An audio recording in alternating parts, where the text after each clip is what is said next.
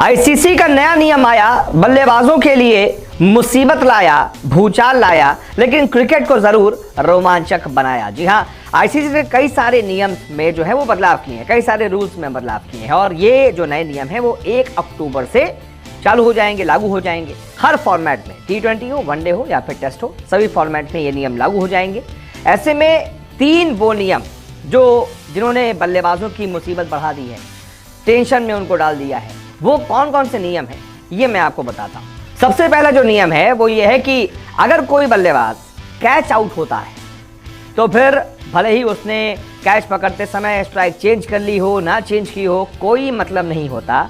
अब नया बैट्समैन ही अगली गेंद को फेस करेगा, स्ट्राइक लेगा। ये नया नियम। पहले क्या था कि मान लीजिए किसी बैट्समैन ने शॉट हवा में खेला, बॉल हवा में गई, जब तक वो कैच आउट हुआ, जब तक कैच पकड़ा गया, तब तक बल्लेबाज क्रीज चेंज कर लेता था और जो नॉन स्ट्राइकर था वो क्रीज पर आ जाता था, वो स्ट्राइक लेता था।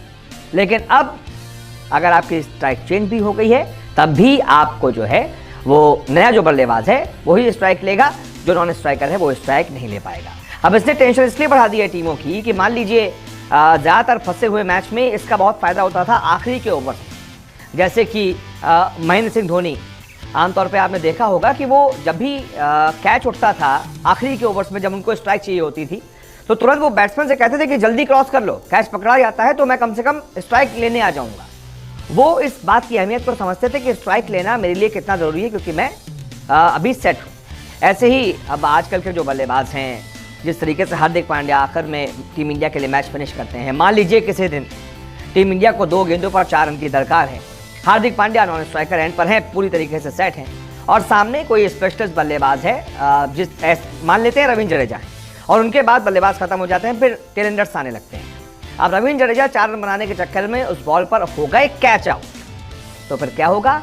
अगली बॉल फेस करेंगे या तो भुवनेश्वर कुमार, रवि बिश्नोई या ऐसा कोई बैट्समैन जिससे आप उम्मीद नहीं कर सकते कि वो चौका लगा सकता है आखिरी गेंद पर। हालांकि वो कोई भी लगा सकता है, लेकिन हार्दिक पांड्या होते तो आप ज्यादा उम्मीद करते। इसी तरीके से ऐसे बहुत सारे फंसे हुए मैच जो हैं वो बल्लेबाज गंवा देंगे, बैटिंग टीम गंवा देगी, क्योंकि कैच आउट होगा और नया जो बैट्समैन है वो स्ट्राइक लेगा। इस वजह से इस नियम ने बहुत सारी टेंशन जो है टीमों की बढ़ा दी है। तो ये एक नियम हो गया। दूसरा नियम, अब बल्लेबाज को विकेट पर ही रहकर शॉट खेलना होगा। यानी कि इसका मतलब ये है कि जैसे कि कई सारी बॉल होती हैं जो हाथ से छूट जाती है बॉलर के, और कोई बॉल होती है कि फुल टॉस हो जाती है और उसको बैट्समैन जो है पिच से बाहर भी जाकर या तो मार देता है या फिर वो डेड बॉल हो जाती है, वो बैट्समैन के ऊपर होता है। अब क्या होगा? आपको शॉट खेलते वक्त कुछ ना कुछ आपके शरीर का हिस्सा उस पिच के अंदर होना चाहिए, जो बॉक्स बना होता है ना उसके अंदर होना चाहिए। आपका कोई पैर जो है छूना चाहिए या फिर बैट ही अंदर हो, कुछ भी एक आपका हिस्सा अंदर होना चाहिए, तभी वो शॉट लीगल माना जाएगा। नहीं तो फिर भाई डेड बॉल करार दे दी जाएगी।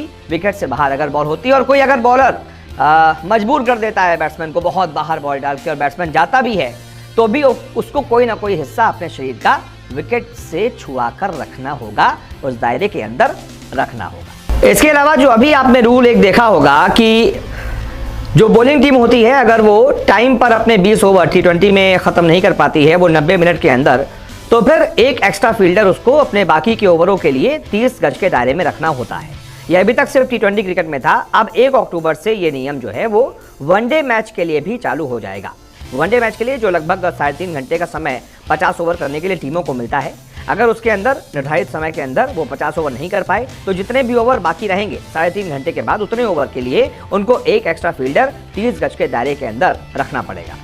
तो ये कुछ दिलचस्प नियम है जो क्रिकेट को और ज्यादा रोमांचक बनाने वाले हैं। अब इन नियमों पर आपका क्या रिएक्शन है, कमेंट करके बताइए। फिलहाल इस वीडियो को